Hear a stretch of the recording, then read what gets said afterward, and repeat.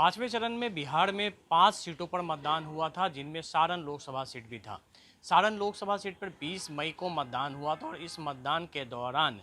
छपरा के बूथ संख्या 318 और 319 पर जबरदस्त हंगामा हुआ था। हंगामा का कारण हुआ था कि वहां पर जो स्थानीय लोग थे वो वहां से आरजेडी प्रत्याशी और लालू प्रसाद यादव की बेटी रोहिणी आचार्य के आने का विरोध कर रहे थे और बाद में मामला इतना ज़्यादा बढ़ा कि पहले तो भिड़ंत हुई, उसके बाद पुलिस को वहां पे दोनों पार्टी के कार्यकर्ताओं को वहां से हटाना पड़ा था। लेकिन विवाद इतना ही नहीं थमा। अगले दिन फिर दोनों पार्टी के कार्यकर्ता आपस में भिड़ गए थे। फायरिंग हुई थी और जिसमें कि एक जहां आरजेडी कार्यकर्ता की मौत हो गई, वहीं 2 लोग जख्मी हुए थे। इस पूरे मामले के बाद अब छपरा का जो माहौल है वो काफ़ी गर्मा चुका है, सियासत भी गर्म हो चुकी है और सबसे ज़्यादा परेशानी की बात यह है कि लालू प्रसाद यादव की बेटी और पहली बार चुनाव लड़ रही रोहिणी आचार्य के खिलाफ छपरा में आपराधिक मामला भी दर्ज हो गया है। जो जानकारी छपरा के जिलाधिकारी और वहां के एसपी ने दी है उसके मुताबिक रोहिणी आचार्य के खिलाफ 300 बूथ नंबर 318 और 319 पर जाकर सरकारी काम में बाधा देना, मतदाताओं को डराने धमकाने से लेकर वहां जान मारने की धमकी देने की प्राथमिकी जो बीजेपी के कार्यकर्ता हैं, अधिवक्ता हैं मनोज कुमार सिंह, उन्होंने छपरा टाउन थाने में दर्ज कराई है और इसमें एफआईआर लॉन्च किया गया है। इसमें रोहिणी आचार्य के अलावा आरजेडी के बड़े नेता और पूर्व एमएलसी भोला राय के अलावा भोला यादव के अलावा वहां पे 8 लोगों को नामजद वहां बनाया गया है और एफआईआर भी दर्ज की गई है छपरा टाउन थाने में। इसके अलावा एक एफआईआर दर्ज कराई गई है छपरा के अंचलाधिकारी के रिपोर्ट पे, जिसमें रोहिणी आचार्य का तो नाम नहीं है, लेकिन उसमें आरजेडी नेता भोला यादव सहित उसमें 7 और अज्ञात लोग हैं जिनके खिलाफ आचार संहिता उल्लंघन का मामला वहां पे दर्ज कराया गया है। जबकि एक एफआईआर और दर्ज की गई है जो वहाँ पे प्रतिनियुक्त जो पुलिसकर्मी थे, जिसके बारे में बताया जा रहा है कि जो वहाँ पे सब इंस्पेक्टर जिनकी तैनाती सेक्टर सुरक्षा अधिकारी के रूप में थी, उनके बयान मोहम्मद सरवर खां, उनके प्रतिवेदन पे दोनों पक्षों के अज्ञात के खिलाफ एफआईआर दर्ज की गई है। यानी कि 4 एफआईआर जो 20 मई को मतदान हुआ था उसको लेकर दर्ज की गई थी। जबकि इसके बाद अगले दिन के घटनाक्रम की बात करें तो 21 मई को यानी कि मतदान के दूसरे दिन जो छपरा का जो है छपरा टाउन थाने के इलाके में ही जो घटना घटी थी, जिसमें कि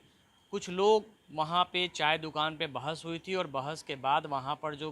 फायरिंग की नौबत आई थी, एक पक्ष ने जो बीजेपी के कार्यकर्ता व नेता बताए जा रहे हैं उनके द्वारा फायरिंग की गई थी, जिसमें कि आरजेडी के एक कार्यकर्ता चंदन राय की मौत हो गई थी, जबकि 2 लोग वहाँ जख्मी हुए थे। इस मामले को लेकर अलग से एफआईआर दर्ज कराई गई है और इसके अलावा एक एफआईआर दर्ज कराई गई है उन सोशल मीडिया पे अलग अलग पोस्टों को जो भड़काऊ पोस्ट डाले गए थे उसको लेकर एफआईआर दर्ज कराई गई है। जबकि मृतक के पिता यानी कि जो चंदन राय की मौत हुई थी उसके पिता की तरफ से एक एफआईआर दर्ज कराई गई, जिसमें कि भाजपा के 2 नेताओं सहित उनके भतीजे और अन्य लोगों का अज्ञात के खिलाफ एफआईआर दर्ज की है। यानी कि छपरा की घटना को लेकर अभी तक 7 एफआईआर दर्ज कराई जा चुकी है, वहाँ पुलिस बल की तैनाती की गई है, लेकिन अभी जो इलाके में जो तनाव है वो घटने का नाम नहीं ले रहा है।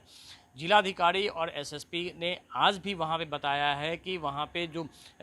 अफवाह से बचने के लिए फ़िलहाल जहाँ पे 22 तारीख तक जो इंटरनेट सेवा बंद की गई थी उसे बढ़ा के अब 25 तारीख तक कर दी गई, यानी कि 25 मई। इसके पीछे कारण ये बताया जा रहा है कि छपरा जिला में ही पड़ता है महाराजगंज, जो महाराजगंज के कई क्षेत्र जो हैं छपरा जिला में पड़ते हैं, तो इस वजह से वहाँ पर चूँकि 25 मई को वहाँ मतदान होना है, कोई हिंसा की घटना नहीं फैले, अफवाह नहीं फैले, इसको लेके जिला प्रशासन ने ये रिक्वेस्ट भेजा था मुख्यालय को और उसके बाद गृह सचिव के आदेश से ये वहाँ भी इंटरनेट सेवा 25 मई तक वहाँ पे बंद कर दी गई है। लेकिन हम छपरा की बात करें तो छपरा में अभी माहौल काफ़ी तनावपूर्ण है। दोनों पक्ष के लोगों को समझाने की कोशिश की जा रही है। भारी पैमाने पे वहाँ पुलिस बल की तैनाती की गई है और पटना से कई अधिकारी वहाँ पे कैंप कर रहे हैं, जिनमें कि एडीजी लॉ एंड ऑर्डर वहाँ पे मौजूद हैं। वहाँ पे लगातार संजय सिंह वहाँ पे लोगों से बात कर रहे हैं। वहाँ जो पुलिस कार्रवाई चल रही है उसकी मॉनिटरिंग की जा रही है। फिलहाल गिरफ्तारी की हम अगर बात करें तो इसमें जो हत्या के मामले में जो बीजेपी के नेता को आरोपी बनाया गया था, तो बीजेपी नेता और उनके भतीजे की गिरफ्तारी हो गई है। घटना में शामिल जो लाइसेंसी हथियार है, एक पिस्टल है, राइफल है, उसे बरामद कर लिया गया है। इसके अलावा आसपास के जितने भी जो इलाके हैं वहाँ पे जितने भी शस्त्र अनुज्ञप्तिधारी हैं यानी कि लाइसेंस होल्डर लोग हैं, उनसे अपने हथियारों को थाना में जमा कराने को कहा गया है। घटनास्थल पे एफएसएल की टीम पहुंची थी और वहाँ से उसने एक कारतूस और 4 खोखे बरामद किए थे, जिसे जब्त के जिसको जांच के लिए फॉरेंसिक लैब भेजा गया है। पुलिस का मानना है कि पूरी तरह से साइंटिफिक इन्वेस्टिगेशन चल रही है और सबसे खास बात, जहां पे ये घटना घटी थी जिस चौक पर, वहां पर सीसीटीवी लगे हुए थे, उसके फुटेज को भी जब्त किया गया है, उसको अभी एनालिसिस किया जा रहा है। तो पुलिस का कहना है कि जल्द ही इस मामले में बड़ी कार्रवाई करेंगे। लेकिन जो राजनीतिक लोग हैं जिनकी गिरफ्तारी अभी नहीं हो पाई है, इसको लेकर लोगों में नाराजगी है। हालांकि पुलिस का कहना है कि पर्यवेक्षण का काम चल रहा है और तमाम एविडेंस को ध्यान में रखते हुए इस मामले में आगे गिरफ्तारियां की जाएंगी। फिलहाल जिन लोगों को नेम्ड किया गया, जो 7 FIR दर्ज किया गया है, उसका जो सुपरविजन का काम है वो सीनियर लेवल के अधिकारियों द्वारा किया जा रहा है। और हत्या के मामले में जो चंदन राय के पिता ने FIR दर्ज कराई थी, उस मामले को लेकर जो FIR दर्ज कराई गई है उसमें 2 लोगों की गिरफ्तारी हुई है, उन्हें जेल भी भेज दिया गया है। लेकिन अभी पूरी स्थिति पे पुलिस मुख्यालय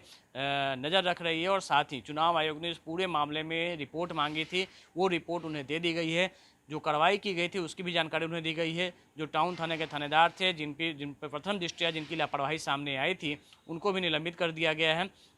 इसके अलावा जो वरीय अधिकारी हैं उनकी क्या भूमिका रही, किस तरीके से उन्होंने सिचुएशन कंट्रोल किया, कहाँ उनसे लापरवाही हुई, इस तमाम मुद्दों को लेकर पुलिस मुख्यालय की जो टीम गई है वो वहाँ पे जांच कर रही है और उसके बाद इन अधिकारियों के खिलाफ भी कार्रवाई होगी, यह तय माना जा रहा है।